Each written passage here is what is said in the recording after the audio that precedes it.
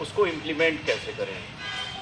दो बातें हैं, इतिहास है, भगत सिंह इतिहास हम उनको नहीं कह सकते, लेकिन उनका जीवन ऐतिहासिक रहा ये कह सकते हैं। तो इतिहास से, उनके जीवन से जो जो गतिविधियां हैं शिवदेव भाई ने बताई हैं और उन्होंने भी बताई हैं, वो सब काफ़ी कुछ हमको जानकारी मिली। अब ये देखना है कि प्रेजेंट में क्या चल रहा है, वर्तमान में उनके विचार प्रासंगिक हैं कि नहीं है, जो वो चाहते थे वो हो रहा है कि नहीं हो रहा है। और तीसरी बात इसमें जो आएगी वो ये आएगी कि भविष्य कैसा होगा। अगर जो स्थितियां देश की इस वक्त चल रही हैं वो क्या भविष्य का निर्माण किस ओर ले जाएंगे, ये मूलभूत प्रश्न है जिन पर ऐसे मौक़ों पर विचार हम करते हैं। लेकिन इनको मैं हमेशा कहता हूँ कि किसी भी विचारधारा को या किसी भी अवसर को विशेष नहीं बनाना चाहिए। विशेष बनाएंगे तो विशेष समय तक सीमित रहती है वो बात, और उसके बाद फिर हम अपने सामान्य स्थितियों में चले जाते हैं। सवाल यह है कि भगत सिंह जी के जो भी सिद्धांत रहेंगे, विचारों में, हमारे रोज़मर्रा के विचारों में वो शामिल रहने चाहिए, तभी हम कुछ आगे बढ़ पाएंगे। मुझे भगत सिंह जी की एक 4-5 बातें जो मैं याद करता हूँ, अब थोड़ा सा समय के में और भी लोग बोलेंगे। एक तो बहुत ही विलक्षण जो मुझे बात लगती है, मतलब बिल्कुल अजूबा जो लगती है, वो बात यह है कि भगत सिंह जी 23 साल की उम्र में, और उससे पहले तो मुझे लगता है वो 12 साल की उम्र में भी, जब वो जलियांवाला बाग कांड हुआ और उसके बाद उनको एक आक्रोश पैदा हुआ, और वो अपने जो उनके जो बड़े लोग थे उनसे हमेशा वो क्रांति की बात कहते भी थे। लेकिन 23 साल की उम्र में एक बच्चा, मैं तो बच्चा ही कहूँगा, एक नौजवान इतना मैच्योर हो सकता है, इतना परिपक्व हो सकता है, इतना दार्शनिक हो सकता है, इतना वैचारिक हो सकता है, इतना वैज्ञानिक हो सकता है, इतना तार्किक हो सकता है, ये दुनिया में एक अजूबा लगता है।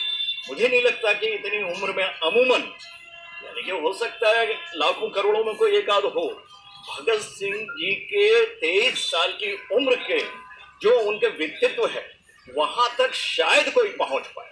ये विलक्षण है। और ये जो भी है, प्रकृति को हम इसका एक, मैं तो प्रकृति कहता हूँ कि प्रकृति का हम आभार व्यक्त करते हैं कि भगत सिंह जैसा एक व्यक्तित्व उस वक्त आया जबकि विज्ञान भी नहीं था।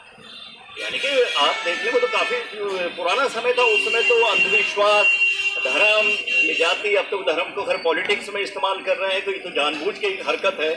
लेकिन उस वक्त तो बाकायदा सामंतवाद वगैरह ये सब चला करता था, और एक जो कैपिटलिज्म था और जो शोषण जिनका किया जा रहा था, वो वर्ग मौजूद थे वहाँ पे।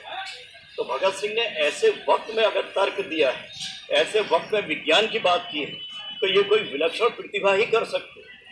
और इसीलिए भगत सिंह जी के जितने भी इस तरह के सिद्धांत हैं, वो मात्र सिद्धांत जन्म दिवस को याद करने के भर नहीं, बल्कि वो सिद्धांत व्यवहारिक तौर पर जब हम अपने समाज में जाते हैं, हम अपने घर में जाते हैं, हम अपने शासन को देखते हैं, प्रशासन को देखते हैं, सारे के सारे विचार बिल्कुल हूबहू इम्प्लीकेबल हैं, यानी कि उनको इम्प्लीमेंट किया जाएगा।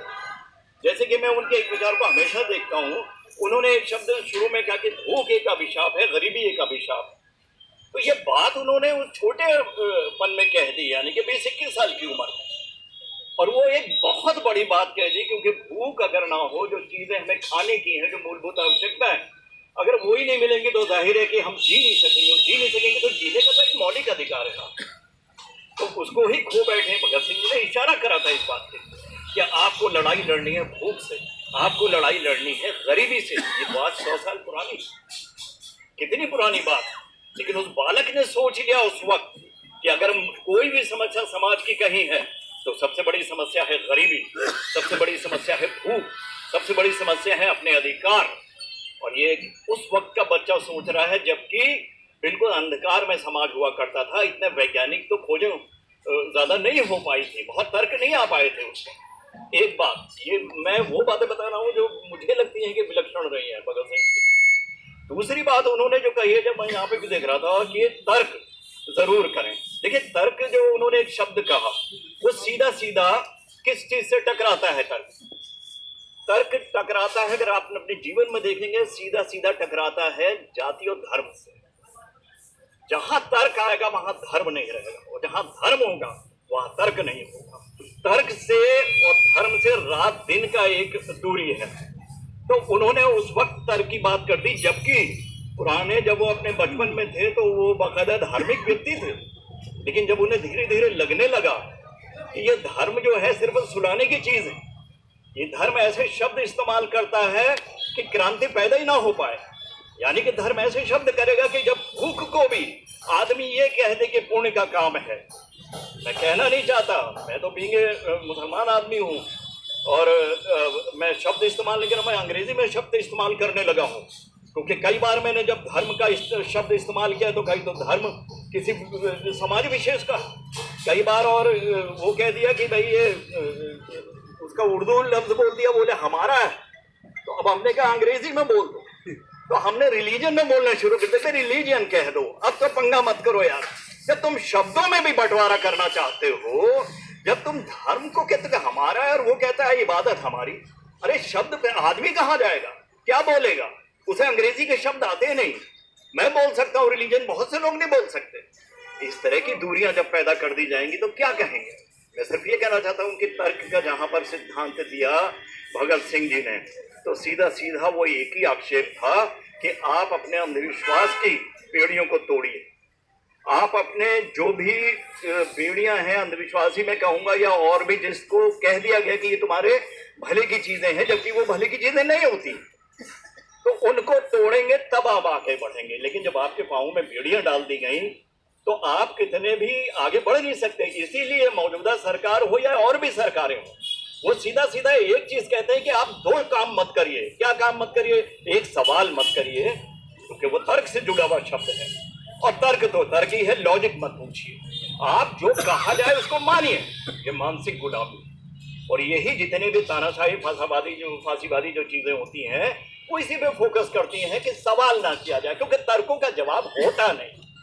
तर्क का जवाब जो फांसीवादी लोग हैं उनके पास होता नहीं, जो धार्मिक लोग हैं उनके पास तर्क का जवाब नहीं है। तो उनको सीधा कह दिया जाए और उनको लोगों को इतनी आदत डाल दी जाए कि जो भी तुम गुलामी कर रहे हो ये गुलामी तुम्हारे भाग्य की बात है।